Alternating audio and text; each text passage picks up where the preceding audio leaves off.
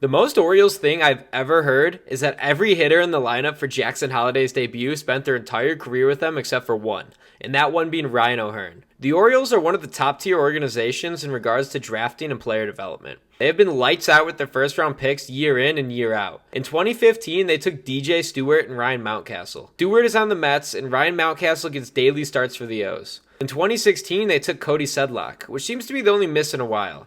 Up next in 2017, they got pitcher DL Hall. He was sent to the Milwaukee Brewers to get Corbin Burns, so that is a good pick. In 2018, they took Grayson Rodriguez, who currently has a 2.19 ERA through 12 innings pitched. Then 2019 came around. They might have had one of the best drafts in the past century in 2019. With the number one pick, they took all-star catcher Adley Rutschman, and with the 42nd pick, they took the Rookie of the Year, Gunnar Henderson. Both of these guys were either the number 1 or 2 prospect in baseball at some point, and they look to be all-stars for years to come. They nailed it in 2019. In 2020, they took Heston Kierstad, Jordan Westberg, and Kobe Mayo. All three of them were top 100 prospects, and Westberg is on the major league team, and the other two look to be ready sooner or later. In 2021, they took Colton Cowser, who's getting regular starts with the O's. In 2022, they took Jackson Holliday, a consensus number 1 prospect who just made his major league debut.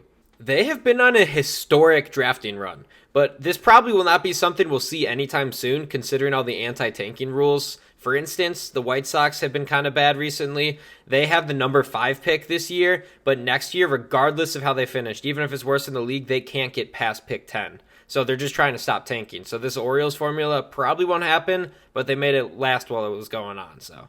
The thing is, with the Orioles, they had to draft and develop. They had an owner that would not spend money on contracts. They took Manny Machado back at the number 1 pick years and years ago, and they had to let him go just because they wouldn't tender him a contract, which is ridiculous. Now they have a new owner, and this guy will be spending money, so they're probably going to lock these guys down, and they are going to be signing big marquee free agents as well. The Orioles are going to be a problem for the next decade at the bare minimum. The Orioles are so deep that they basically have an MLB team in the minors with the Norfolk Tides. They scored 26 runs in a game earlier this season. 12 games in, 4 guys are batting over 325, and 4 guys have 4 or more homers, and 2 of them have 6. The pitching is not the best with a team ERA of 6.5, and that is evident because in the game they scored 26, they allowed 11. But when you have an offense that good, does it really matter how the pitching does?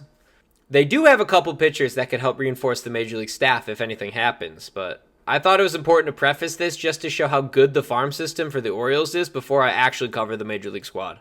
The Orioles really did not make any moves this offseason besides the blockbuster Corbin Burns trade, but in this they sent Joey Ortiz and DL Hall to the Brewers in exchange.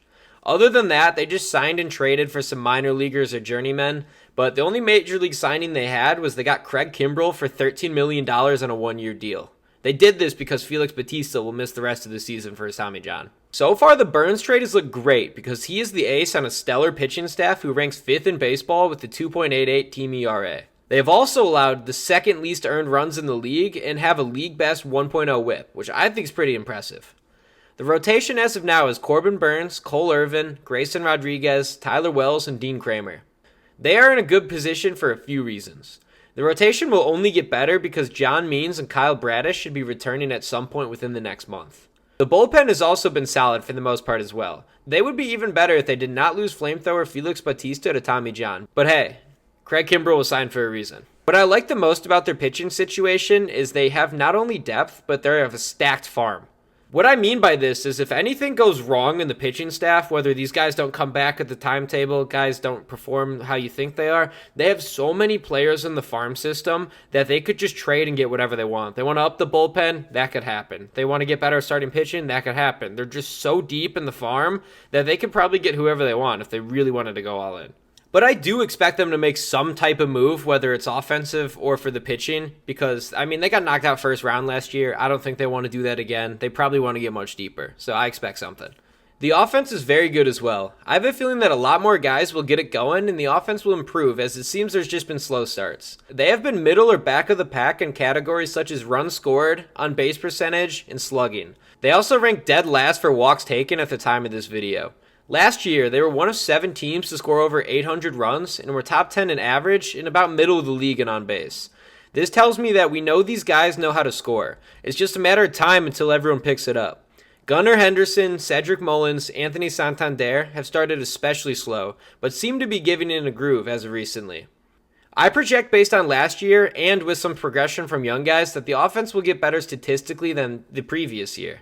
And just like the pitching staff, if there are any problems or issues the farm can't fill, they could always trade. Heston Kierstad and Kobe Mayo also look major league ready and will most likely get chances this year. Regardless of how you look at it, the Orioles are in a good spot. This team has been years in the making. In 2021, they won 52 games. In 2022, they won 83. And last year, they won 101. After years of losing, they nailed almost every pick, and they look ready to be contending for a World Series this year and the years to come. What I can guarantee you is they make the playoffs. I'm not sure if they do it through winning the division, because the Yankees do look legit this year, but I can project that it at least comes down to the wire for the division race, and they're going to either make it through the division or through the wild card. That's for sure. But to truly take that step, they need to make it past the first round. The Orioles and their long-hair white guy cloning facility is pretty fun to watch. All jokes aside, I am on the Orioles bandwagon, and I guarantee you October baseball will be played in Baltimore. Let me know your thoughts on the Orioles in the comments below. Thank you for watching, and make sure to subscribe if you enjoyed. I'll see you guys later.